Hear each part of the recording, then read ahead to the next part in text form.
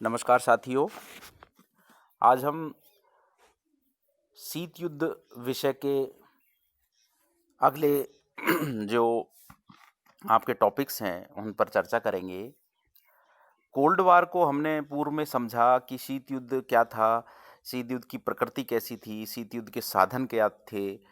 तो हमने ये देखा कि शीत युद्ध दो महाशक्तियों के बीच होने वाला एक वाक युद्ध था, ना कि वास्तविक युद्ध। शीत युद्ध में प्रचार और कूटनीति दो बेहतरीन हथियार के रूप में उस समय उपयोग किए गए थे सेकेंड वर्ल्ड वार के बाद। और उसी कड़ी में हम देखेंगे शीत युद्ध जो 1945 से लेकर 1991 तक, जब तक सोवियत संघ का विघटन नहीं हो गया तब तक चला।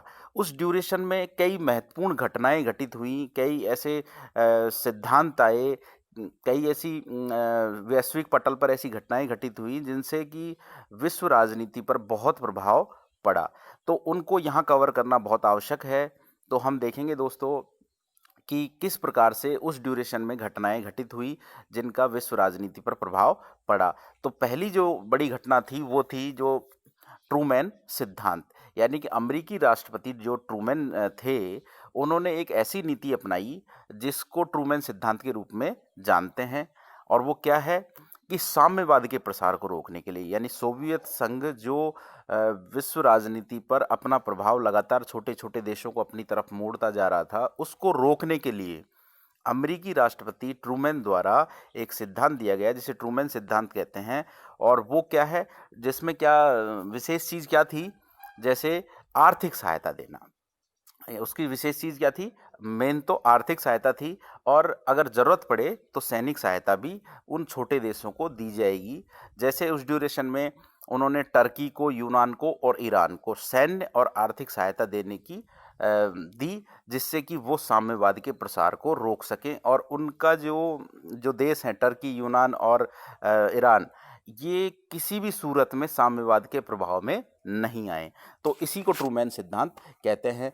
और फिर हम समझ लेते हैं कि साम्यवाद के प्रसार को रोकने के लिए अमेरिकी राष्ट्रपति ट्रूमैन द्वारा सैनिक और आर्थिक सहायता दी गई। किसको? टर्की को, यूनान को और ईरान को।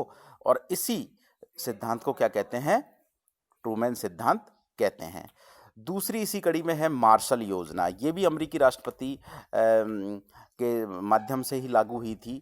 तो इसमें क्या था, पश्चिमी यूरोप के देशों को साम्यवादी खेमे में जाने से बचाने के लिए और उनके पुनर्निर्माण के लिए, यानी कि उनको और अच्छा बनाने के लिए, उनका इंफ्रास्ट्रक्चर को और अच्छा डेवलप करने के लिए अमेरिका द्वारा जो योजना चलाई गई उसे मार्शल योजना कहते हैं। इसके पीछे भी कहीं न कहीं कारण था कि वो साम्यवाद के प्रसार को रोकना चाहते थे। तो आप देखेंगे, इन दोनों योजनाओं को ध्यान रखेंगे, एग्जाम में आपकी आ सकती है कि ट्रूमैन सिद्धांत क्या था या मार्शल योजना क्या थी। तो ट्रूमैन सिद्धांत में तो आप ध्यान रखेंगे कि टर्की, यूनान और ईरान को अमेरिका द्वारा दी गई आर्थिक और सैन्य सहायता ट्रूमैन सिद्धांत कहलाती है। और मार्शल योजना में भी आपको ध्यान रखना है कि पश्चिमी यूरोप के देशों को साम्यवाद के प्रभाव में आने से रोकने के लिए या उनके खेमे में शामिल होने से रोकने के लिए जो उनके पुनर्निर्माण के लिए योजनाएं चलाई गई उसे मार्शल योजना के रूप में जाना जाता है। अब हम देखेंगे कि सेकेंड वर्ल्ड वार के बाद शीत युद्ध के ड्यूरेशन में ही एक बहुत बड़ी घटना घटित हुई, जर्मनी का विभाजन। तो ये हुआ था 21 सितंबर 1949 को। इसमें क्या हुआ था, ब्रिटेन, फ्रांस और अमेरिका ने अपने अधीनस्थ जर्मनी के तीनों पश्चिमी क्षेत्रों का एकीकरण कर संघीय जर्मन गणराज्य की स्थापना की। और 7 अक्टूबर 1949 को जर्मनी की रूसी क्षेत्रों में जर्मन प्रजातंत्र गणराज्य की स्थापना हुई। यानी कि जर्मनी का विभाजन जो हुआ था वो अपने आप में एक बड़ी घटना थी। अगला है सीटो। इसी ड्यूरेशन में, यानी कि शीत युद्ध की ड्यूरेशन में क्या घटित हुआ था, सीटो की स्थापना हुई थी, जो एक सैन्य संगठन था। और उस ड्यूरेशन मैंने आपको बताया था सीटो, सेंटो, नाटो और वार्सा पैक्ट जैसे अनेक सैन्य संगठन बने थे, जिससे कि युद्ध की स्थितियां लगातार बनती जा रही थी। सभी देश शस्त्रीकरण की होड़ में लग गए थे। तो सीटो भी उसी का एक पार्ट है।